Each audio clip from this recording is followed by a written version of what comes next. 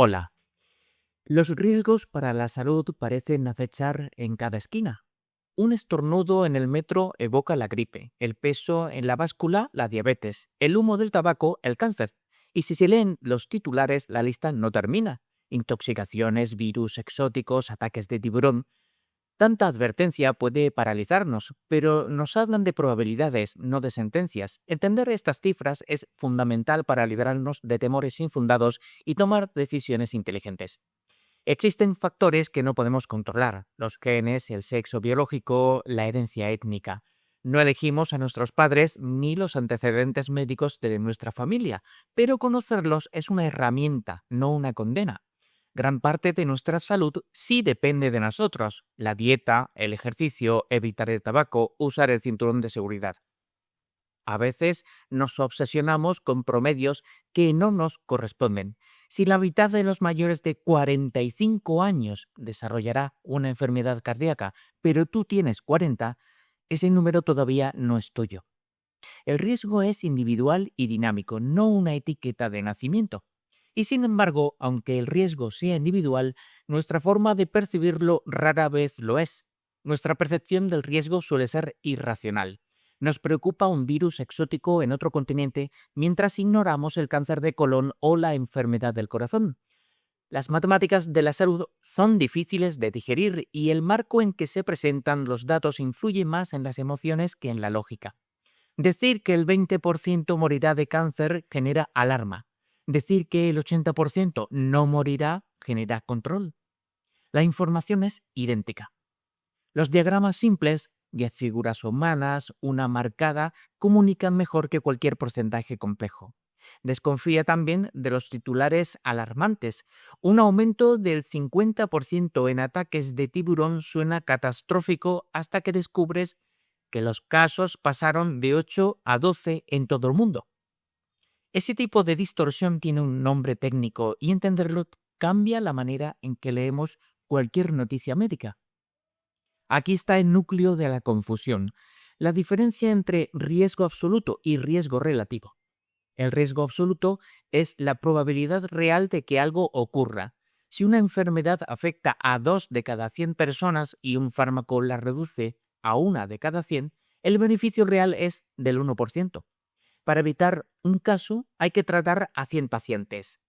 El riesgo relativo compara grupos y suele usarse en publicidad para que los resultados parezcan espectaculares. Pasar de 2 casos a 1 se presenta como una reducción del 50%. Al leer ese titular, cualquier paciente cree que el medicamento es una cura, cuando el beneficio absoluto es mínimo. Los titulares prefieren el riesgo relativo porque vende más. Para decidir si un tratamiento vale la pena, siempre hay que pedir el riesgo absoluto. No se trata de un problema abstracto. 2 ejemplos muy conocidos muestran hasta qué punto esta confusión afecta a decisiones médicas reales. El caso de las estatinas ilustra el problema. Los titulares del ensayo Júpiter anunciaron una caída del 54% en el riesgo de infarto, pero ese era el riesgo relativo, que suele sonar mucho más impresionante de lo que es. Si miramos los números reales, el riesgo absoluto nos da otra perspectiva. De cada 10.000 personas, 76 sufrieron un infarto sin el fármaco. Con el tratamiento, la cifra bajó a 35. Esto significa que se evitaron 41 casos por cada 10.000 personas. Dicho de otro modo, para evitar que una sola persona sufra un ataque al corazón, 238 personas tendrían que tomar la medicación cada día durante 2 años. Una mejora real, pero mucho menos dramática que el titular. Algo similar ocurre con la aspirina diaria.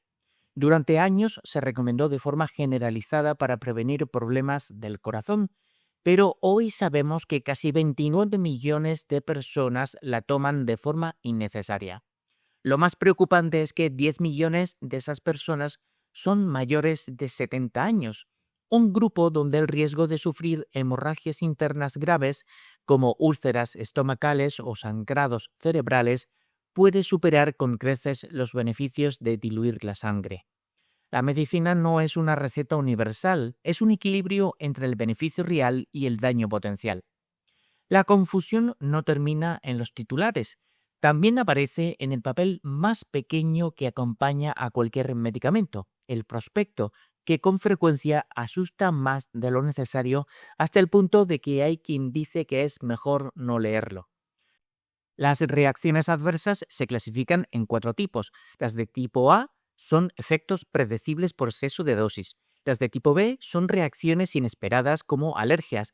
Las de tipo C aparecen tras uso prolongado. Las de tipo D se manifiestan años después de suspender el tratamiento. En cuanto a frecuencias, muy frecuente significa que afecta a más de 1 de cada 10 personas, raro a 1 de cada 10.000. Por ejemplo, la miopatía grave por estatinas es rara, pero muchos pacientes abandonan el tratamiento por dolores musculares que se deben al paso del tiempo o al sedentarismo. Si aparece un síntoma nuevo, no asumas de inmediato que es el fármaco, pero tampoco lo ignores. Una pausa breve y supervisada puede confirmar o descartar la causa. Saber leer un prospecto es solo el primer paso. El siguiente es llevar esa misma actitud crítica a la consulta médica. El estudio Boyce demostró que los pacientes con enfermedades graves son mucho más optimistas sobre su supervivencia que sus propios médicos. Para cerrar esa brecha, lleva preguntas concretas. ¿Qué riesgos específicos tengo para mi edad y perfil? ¿Cómo cambian mis probabilidades en números absolutos si acepto este tratamiento? No aceptes porcentajes relativos. Pide el número real de personas que se benefician y en qué consiste ese beneficio. Evitar un infarto, evitar la muerte por infarto o reducir la mortalidad por cualquier causa.